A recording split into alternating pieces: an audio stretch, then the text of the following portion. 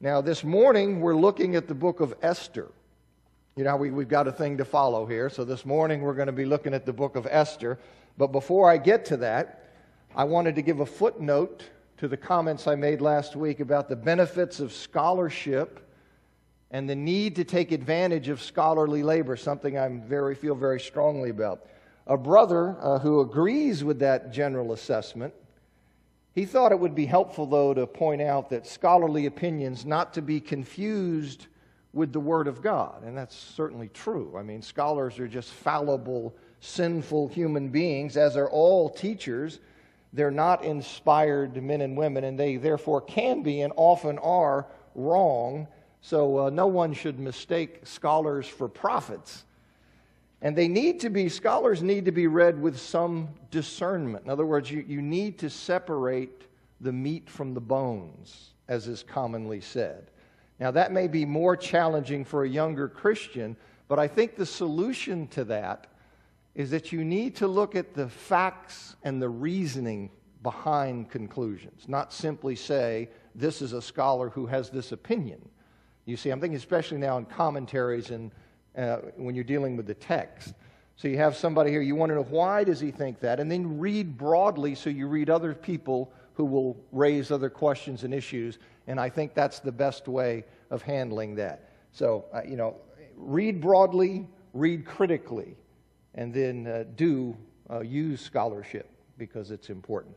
Okay, now you'll recall we're going to be talking about Esther today, but I want to remind you of where we are. I keep saying this, I know you may get tired of it, but some of these things, there's a certain amount of chronology that every Christian ought to have. Every Christian ought to have certain pegs in the flow of history, and so I'm trying to reinforce those. And you recall that the United Kingdom of Israel, it divided into the two separate kingdoms, Israel to the north, Judah to the south, at Solomon's death, as prophesied. Solomon, because of how he had lived, God was going to do this. So at Solomon's death is 931, some would put it at 930. So then you have the division of the kingdoms, and the northern kingdom of Israel, it lasts for a little over 200 years, and it's finally vanquished by the Assyrians, who were the dominant world power of at that time, in 722, 721, when they finish Israel by conquering Samaria, the capital city there. Now the southern kingdom of Judah, so that's in 722, 721, Israel to the north is gone. The southern kingdom of Judah continues in existence down until you have the exiles by the Babylonians, who have now come in the place of the Assyrians as the dominant world power. And you have three exiles, basically. You have 605, Daniel goes out, 598, 597 is a large exile. That's when Ezekiel goes into captivity. But then you have really the culmination. In 587, 586, Nebuchadnezzar comes back, and this time he destroys Jerusalem, the city and the temple. So that's when the Babylonians, the Jews that's the final stage of their going into exile. Then the Persians, here's this little chart that I put up last week. The Persians, in keeping again with prophecy, in fact, prophecy named Cyrus. Named Cyrus, that God's going to raise up Cyrus, the Persian, he's going to come, and in keeping with that prophecy, they displaced the Babylonians as the dominant world power in 539 BC, when a Mede-Persian alliance that was led by Cyrus conquered the capital city of Babylon. And so in 539, that's kind of the defining moment. That's when the Persians now become the dominant world power. And sometime in 538, probably, Cyrus issued a decree permitting the Jewish people to return to their homeland. You have to recognize how amazing that is. You see, we know that because you've grown up hearing that, but you think about how wild that is. That here are the Jews who are hopeless over here in captivity but for God. And then here comes this king, he defeats the Babylonians, he comes and says, by the way, you can go home. And this is what happens. As we saw last week, so he issues that decree probably in 538. We saw last week, many Jews returned to Judea at that time. Soon thereafter, it would take them some time to prepare for that, and I don't know if they had a favorite time of year they wanted to travel. But in any event, you have a number of Jews who returned. soon thereafter under the leadership of Sheshbazzar, Zerubbabel, and Joshua the high priest, and they begin to rebuild the temple. In 536, they lay the foundation, but they get discouraged because all these people are hassling them and playing politics with them and all that. So they get discouraged and they stop the work on the temple. They stop all the way down to 520 BC, 16 years. And this is when the prophets Haggai and Zechariah come and stimulate them, encourage them, challenge them to resume the work on the temple. And then the temple is completed in 516, though some would put the date at 515. Now, you had an exodus that came out under Sheshbazzar, Zerubbabel, and Joshua, but a number of Jews chose to stay where they were. Not all the Jews left. A number of them chose to stay where they were, content to be a minority group of foreigners in Persian-ruled Mesopotamia. They just stayed there. They were content to be there. After so many decades in Babylonia, they'd carved out a life in that land, and they were sufficiently content that they didn't want to tackle all the uncertainties of making this journey back to Judea. What's going to face us back there? It's been decades. What is life going to be like? That's a long way to go. That would be a killer for me. By the way, get up and hoof 900 miles. Go on. Oh, man. But, so you had a lot of them saying, now the book of Esther, it takes place more than 50 years after that return, the initial return of exiles. Okay, and we looked at Ezra. Ezra comes back in 458. So this is before Ezra, but more than 50 years after that initial return of exiles. And the events in Esther, they take place during the reign of the Persian king Xerxes. Okay, he ruled from 486 BC to 465 BC. Now, Xerxes is his more common identification. That the name Xerxes is based on the Greek form of his Persian name, Xerxes. But the Hebrew form of his Persian name, that comes into English as Ahasuerus. Okay, so you have Xerxes is the Greek form of his Persian name. Ahasuerus is the Hebrew form, in English, of his Persian name. But it's the same person. Okay, Xerxes and Ahasuerus are the same person. Now, Esther, as you probably know, it's unusual for a Bible book. It's unusual for a Bible book in the sense that God is never directly mentioned. He's never directly mentioned. On the surface, it reads like a secular story about Jews coping with a particular difficulty while living in Mesopotamia during the Persian Empire. It's just like it just looks like a secular story of what's happening to them there. God is not mentioned directly, and yet without mentioning God, the inspired writer just beautifully implies God's sovereignty and His guiding hand by showing the amazing coincidences that just happened.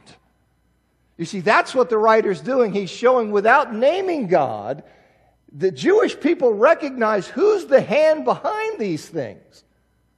And so the writer does that. They just come together for the blessing of God's people.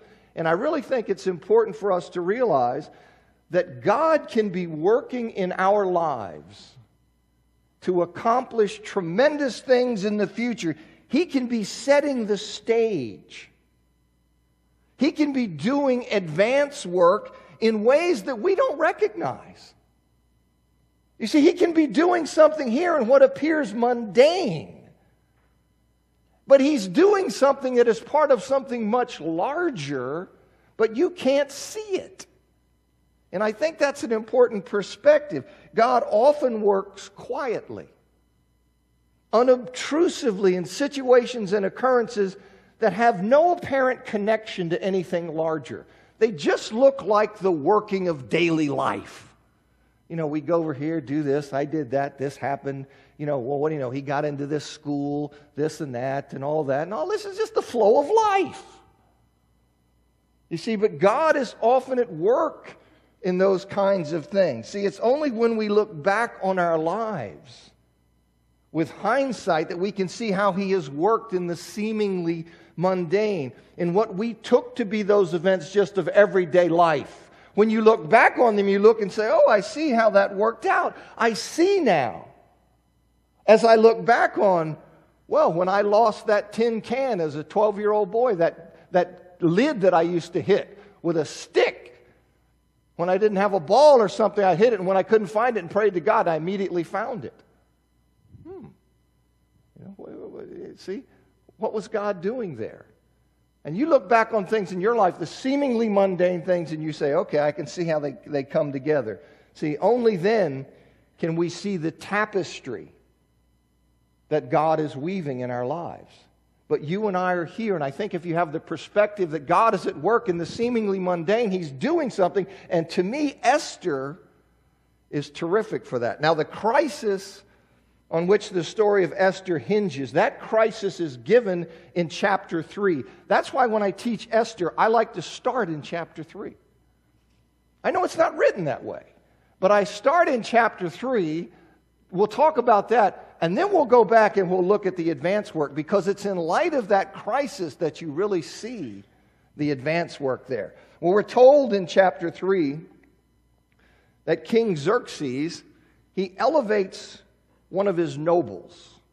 He elevates this guy named Haman above all the other officials. Okay, so this guy's like the king's right-hand man. He gets major altitude. The king has said, Haman's my guy. So he gets elevated that way above all the other officials. Now Haman, it's just interesting, he just happens to be a descendant of Agag. Okay, the Amalekite king against whom Israel's king Saul had fought. Back in 1 Samuel 15, some 540 years earlier. So Xerxes elevates this man who just happens to be a descendant of this Amalekite king Agag. Now, from the time of the Exodus, in the middle of the 15th century BC, from that time, there's been a history of conflict between Israel and the Amalekites. And here you can see in Exodus chapter 17, verse 16, the second part. Moses says, the Lord will be at war against the Amalekites from generation to generation. Israel was charged with blotting out the name of Amalek from under heaven in those texts there. And you see that intermittent conflict with the Amalekites, it dots the biblical record. So here is this guy who's elevated. He's a descendant of this Amalekite king Agag. And King Saul had been instructed to destroy the Amalekites. 1 Samuel chapter 15, he'd been instructed to destroy them, but he disobeyed, you remember. He disobeyed and ultimately was defeated, and he lost his dynasty as a result of that in 1 Samuel 28:18. Now this is when Saul came to Samuel, you remember, falsely claiming that he had in fact obeyed the Lord's command to eliminate the Amalekites. He comes there and he says that, and Samuel uttered that great line, what then is this bleating of the sheep in my ears and this lowing of oxen that I hear? You know, I've done it, I've obeyed. What is this I'm hearing? Okay? So this deals with the Amalekites. Now Agag, he's named in a prophetic oracle in Numbers 24:7, given by Balaam, and the text says, his, meaning Israel's king, shall be higher than Agag. And that implies a conflict between Agag, who here may represent the Amalekites generally, but here there's a conflict implied between Israel and Agag, one that will end in Israel's favor. So I want you to see when the writer points out that Haman is an Agagite, it's not just thrown out. It may be as we read it, we think, okay, Agagite. Well, there's a lot of stuff packed into that little phrase there. Now Mordecai is a Jew living in Susa, which here is called Shushan. But you just give you an idea. Here we are over here. You see Jerusalem, Samaria over here. This is where the Persian Empire, they were a big deal. But he's living in Susa. Mordecai is a Jew living there. He's probably a member of the king's court. And he refuses to kneel before Haman and to pay Haman honor. Haman has been elevated above all the nobles. Everybody you would expect when this guy comes out, okay, we're going to bow before him. We're going to pay him that honor. We're going to pay him that respect. Haman refuses to do that. Now, as it happens, Mordecai refuses to do that to Haman. And as it happens, Mordecai is a Benjamite from the clan of Kish, the father of King Saul. Now, there are people that say, no, this is a different Kish. This is a Kish further down. I don't think that's right. Okay? They're trying to solve a problem with that, and I think there are other ways to solve that problem. Okay, in chapter 2. But I think this is when you get this Agagite, and then you get Kish and Shammai there. No, I think we're going back to Kish, okay, the father of Saul, and it's identifying Mordecai on the side of this ongoing battle that has been happening between the Jews and the Amalekites. Now, this long-standing hostility between Israel and the Amalekites, see, that's probably, at least from Mordecai's perspective, why he refused to honor Haman. I think that is what is at work. Is he says, no, I'm not going to bow before this Amalekite who's a perpetual enemy of the people of God. That God has said, blot them out. Okay, I think that's what is at work. I don't think it's that he thought bowing down to somebody would somehow be a violation of the first commandment, no other gods, or the second commandment about no idols. You see, I mean, you see Jews willing to bow down in honor of somebody. You see that in a lot of places. That's different, you see, from the notion of worshiping an idol in Daniel chapter 3. They're not going to do that, at least they shouldn't. But just to bow down in terms of paying honor and respect to somebody, they have no objection to doing that. And you see this in a number of places, Genesis 33:3, 1 Samuel 20, 41, 24:8, and I could go on. Okay, so why is he resisting? I think it's this history that goes on there. Now, when Haman learns of Mordecai's snub, and he learns that he's a Jew, at least the other people knew he was a Jew, but he learns of this snub and learns that he's a Jew, well, he's just furious. So that suggests to me that he's also tuned into this hostility. You say, well, how can people carry hostility between people? Have you seen how the Palestinians and Jews go at it? I remember, Geraldo was being interviewing one of these guys years ago, these Palestinian guys, and the guy said he started to think that Geraldo was Jewish. Are you a Jew? You see, that would be huge. Why? Just because of this racial thing, you see. But he winds up here, so we have here, he learns that of this snub. They said, this guy's not kneeling or bowing before you, not paying you honor. And he's furious. He then goes and he convinces the king. He convinces Xerxes. Okay, he goes in there and he convinces him to allow him to decree in the king's name that on a particular day, all the Jews in the kingdom are to be annihilated. So he goes in, you think, oh, how's that going to happen? Look, these guys, like I said, they have power. And this is his number one man. And so his number one man comes in there and he convinces the king. He says, look, let me decree in your name on a particular day, it's open season on the Jews in the kingdom. So he lets him do that. So it's kind of like a law that says on November 15th, all Chinese in America, sorry, Mr. Monk, all Chinese in America are to be killed.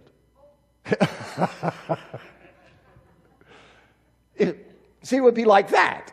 So we have this decree on a certain day, all the Jews are going to be killed. Well, chapter 3, it sets the crisis. That's the crisis, that's the hinge of the book.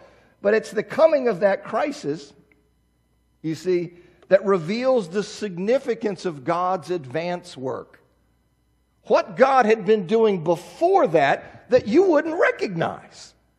You wouldn't recognize the significance of it until you get to this, but then you go, wow. You see?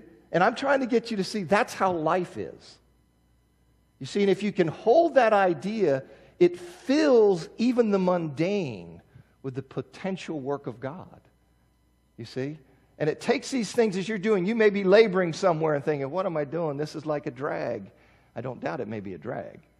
Okay? But there may be something going on, see? There may be, I launch into a story about Brother John getting into the University of Florida despite all odds, and he's told that story before, but I'll paint the picture here with Esther and let this story do it. God's advanced work, you see, we have here, it's reported in chapters 1 and 2, long before Haman was exalted by King Xerxes to this position that allowed him entree to the king, that allowed him to get the king to agree that in your name I can issue this decree that all the Jews are going to be killed on a certain day. Long before he was elevated to that position, it just so happened that Mordecai had this incredibly attractive cousin whom he had raised as a daughter after her parents died. This young woman's name was Hadassah, but she's also known by the name Esther. So he has this incredibly attractive cousin, and it just so happened, this is long before, it just so happened that Queen Vashti refused a command from King Xerxes to appear before him during a great banquet he was hosting for his officials and servants. Now, it's quite likely, by the way, that this banquet that he was hosting, this was a war council in 483 BC that he was hosting. And what would happen is we would bring all the officials from all over parts of the empire because he's planning an attack on Greece. And what he wants to do is to have this tremendous banquet that goes on for months where he displays the power and majesty of the Persian Empire so that all the people will be on board and committed and down for the struggle that we're going to launch against Greece. Okay, so it has a political aspect to it. It's not simply I'm having this banquet, although these guys would do all kinds of things.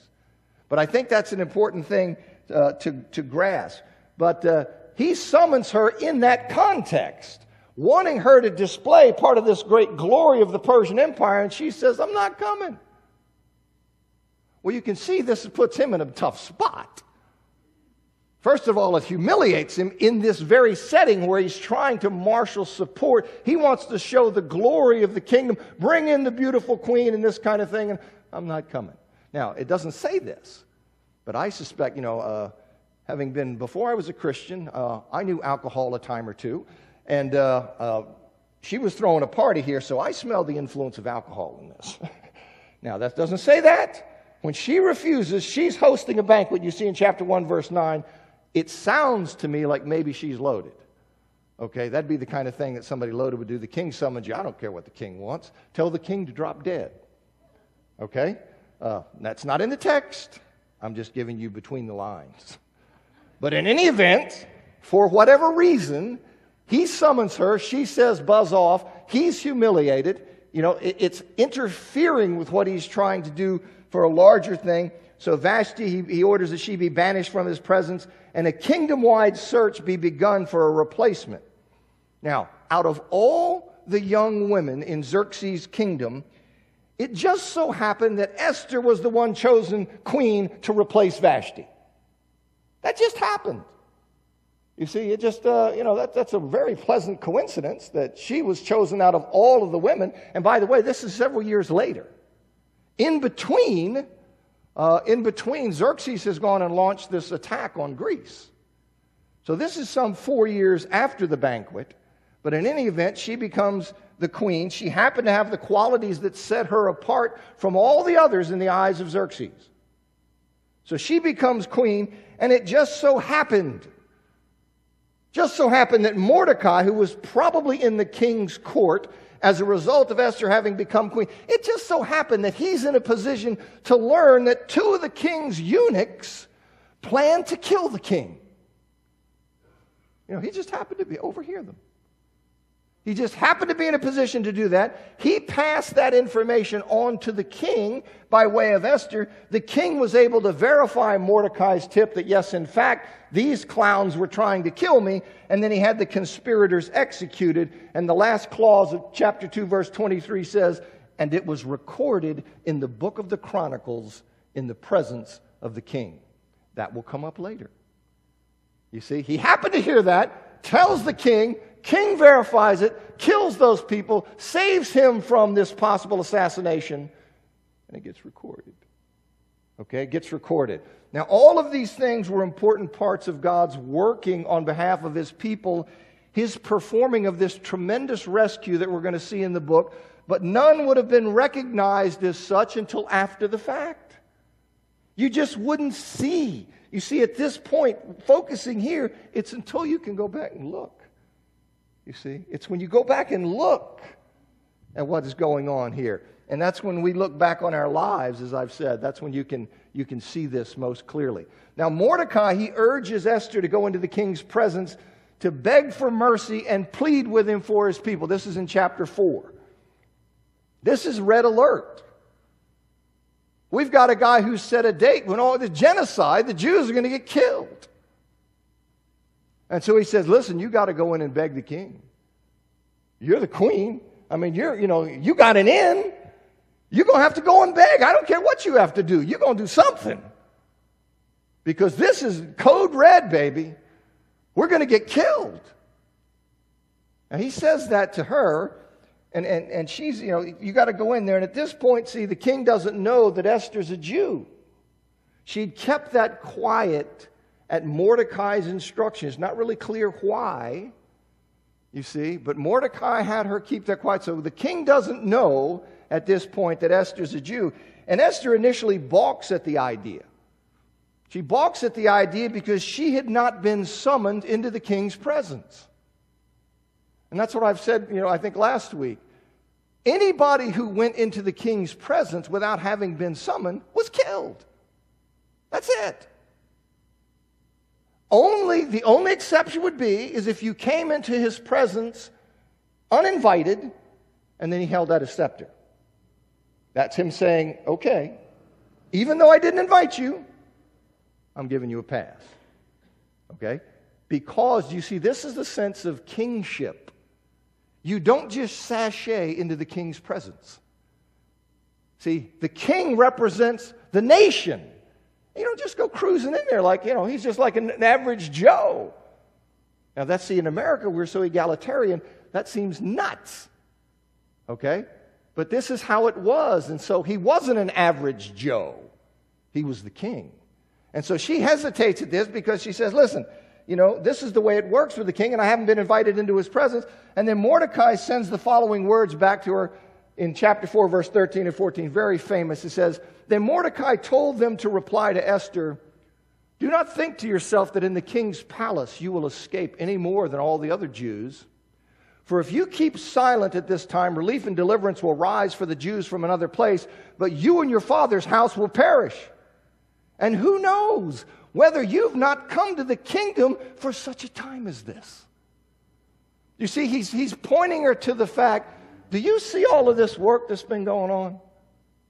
Do you think that this maybe God has brought you right to this position in your life just for this reason?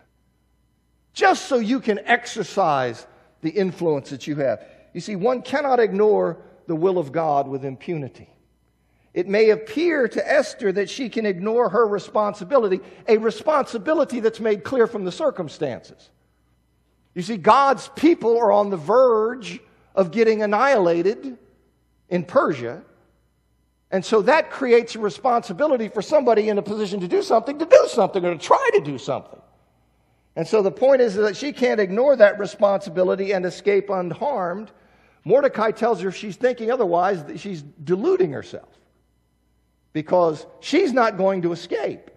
She's going to wind up getting punished as well, she and her family. Now, though God has set the table for deliverance, right?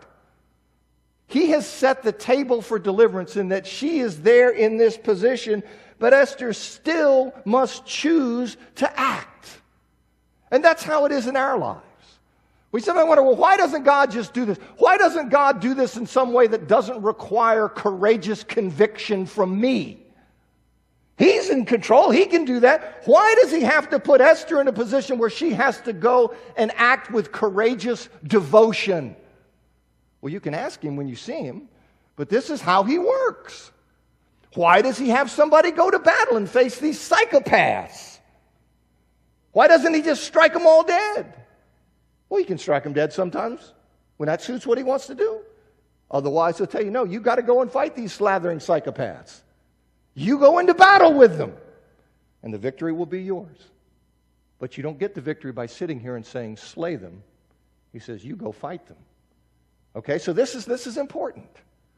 You see, in seeing how God works and in Christian living, you see, so here he's set the table. Now, if she doesn't do, she has to do what she can, and she has to use it's like stewardship of your life situation. Let me put it that way. She's been brought to a position where she has an opportunity, and as somebody who serves God, she has a responsibility to use her situation and circumstance for God's glory. Now, the question that she has to ask, you see, if she doesn't do that, Mordecai says God will bring deliverance from somewhere else. He's convinced of that. He's just seen the Jews waltz, well, decades earlier, but they all, decree, we're out. So he says, if you don't do this, God's going to protect us in some other way. Okay, God's going to do that in some other way. But that's not the question before her. The question before her is, will she act with courageous devotion? Will she be a steward of her life circumstance and act in a way that glorifies God? That's the question that's pressing on her. You see, and as you and I face opportunities in our lives, opportunities to influence people for God, we need to remember that you and I may have come to that position for such a time as that, right? You and I may be in that position. God has given us that opportunity with family, with friends, with brothers and sisters in Christ that we have some influence with. You don't have influence with many people. I don't know if that's dawned on you, but you don't. There are circles of people that who really will hear you. And there's an ocean of people who don't care a thing about what you think. Okay? So you are in circumstances and situations. I've said many times, Brother John led me to Christ. I don't know if there was another person that could have done that. He and I have always been close like this our whole lives. And God brought him to Christ, by the way, through his getting into the University of Florida, where he was converted and then he came and pestered me. But see, that's the kind of thing. You see, just other people, I would have blown them off. But I couldn't do that with him. That's the kind of thing. All of us have situations and circumstances like that in our lives that we need to use those circumstances, the influence we have, to help other people, to influence them in God-glorifying ways. Okay, Esther asked Mordecai to have all the Jews in Susa to join her and her maids in a 3-day fast, during which time they're no doubt praying. But this 3-day fast, and she says when that's done, then she's going to go in before the king. But she wants to pray first, because she knows this is life and death. And I think that's just really something. It speaks volumes to me about humbling oneself before God and calling out for his strength and his intercession in times of difficulty. We face all kinds of difficulties in our lives, right? We face all kinds of difficulties in our lives, but how often do we devote ourselves to prayer regarding those circumstances? We'll complain. We'll read self-help books. We'll take pills. We'll do all kinds of stuff. But how often do we earnestly beseech God in our lives? And I see this here. I just am impressed by it, that here's a real situation. First thing is, I need to have people praying. I want people fasting and praying because I'm getting ready to go into a life and death situation. I don't think prayer is some nonsense. I don't think I just sit there, well, can't do anything about it. All you can do is pray. Okay, yeah, well, yeah, that means you can't do anything. Right? You hear that. You hear people say that. But the prayer of a righteous man is powerful and effective. I read that somewhere, you see. And so she understands that. And we all face those kinds of things, and I think it's important. Okay, the deliverance in chapters 5 to 10. All right, Esther approached the king, and it just so happened that he received her. Could have killed her, but he didn't. Scepter, hey, good to see you. All right, so rather than make her request at that time, she asked that the king and Haman that they come to a banquet that she's prepared. You see, this is a thing where she's going to express her, I don't know, her just love, and it's just the thing that you do as a sign of, listen, I really appreciate you, and all these kind of, come to a banquet. And then I'll tell you what I want then. But first, let me express to you, what I think of you and all this kind of thing. All right, so she says she's going to have a banquet there. And at the banquet, the banquet says, okay, we're having this banquet, all right, so what's up? And she says, look, why don't you return the next day? I got another banquet. One banquet's not good enough for you. I got this banquet. You come tomorrow for another banquet, and I promise you that I will give you my request at that time. Okay, so we got another banquet. Now, so the king is between banquets. So Haman and Xerxes are at Esther's banquet. What's up? Now let's come back tomorrow. So in between, the night between these two banquets, you see, it just so happened that the king had insomnia. He couldn't sleep.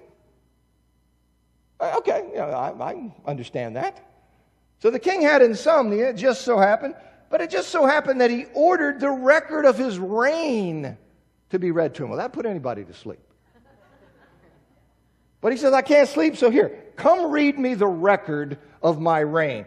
And it just so happened that the record of Mordecai's reporting the assassination plot, let's open up the scrolls, let's read.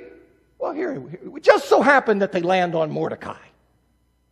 And so they read about Mordecai reporting the assassination plot, and the king then learns that nothing had been done to honor Mordecai. That's 5 minutes, right? Okay. All right.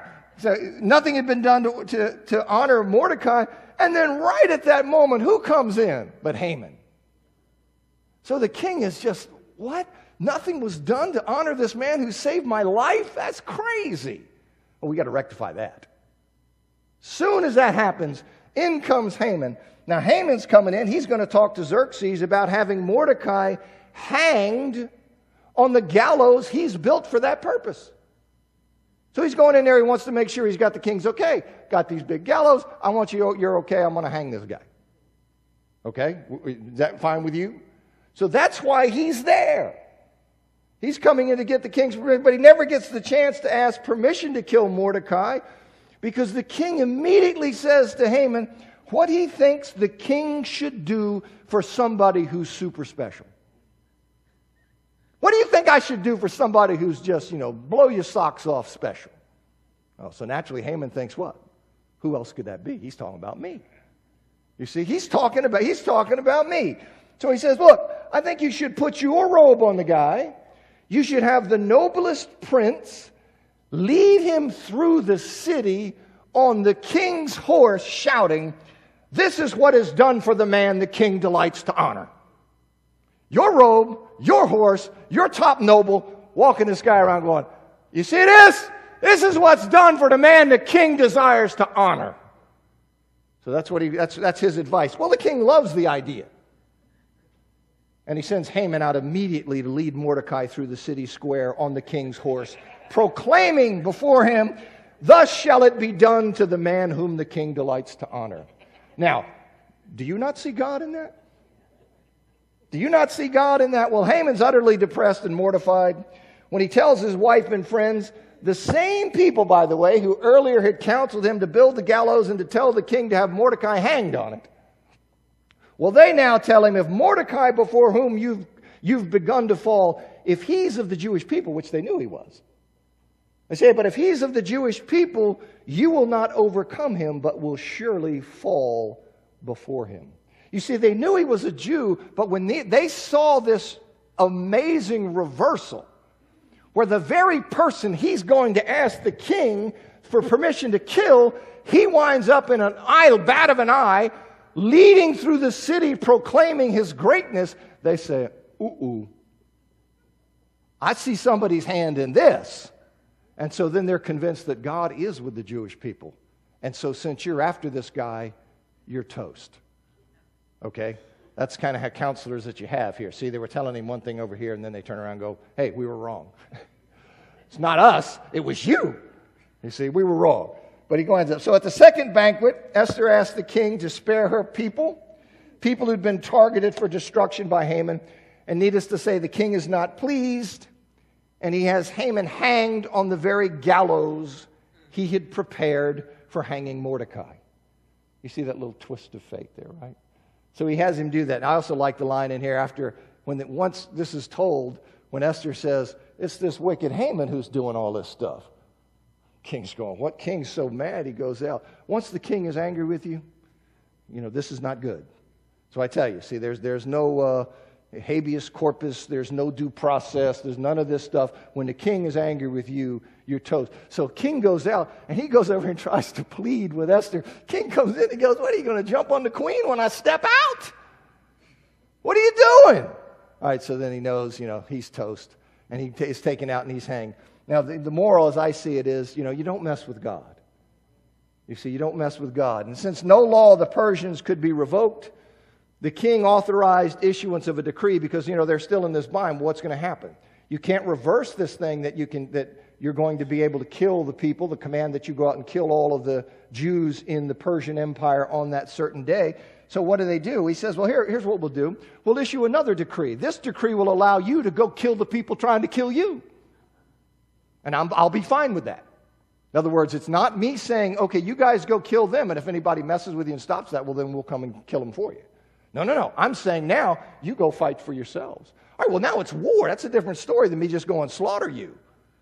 Okay, very different story. So that's how it winds up being handled. And on that day, the Jews completely reversed their fortune, wound up slaughtering their enemies. I heard that bell. And this is the origin of the Jewish festival of Purim, which is on the 13th and 14th of Adar, which that corresponds to February and March. And the name of that festival, Purim, it comes from this Akkadian word puru, which is the lot. And it was the lot that Haman cast to determine the day when they would annihilate the Jews. And so Purim comes from that word lot, and it refers to those that day that he picked. So this is still celebrated by Jewish people, by the way. This tremendous rescue, this deliverance. But what I want you to see, above all, is God's working in ways that is not always obvious, but He's working, I'm telling you. You saw Him working. Was He working in those things? Yes, He was. Would it have been obvious? No, it would not. But then it comes obvious. So you look back on your life. Even now, think about that. All of the places God has put His fingers to divert the stream in your life that has brought you to this point. He works powerfully. Okay, I'm through. Thanks.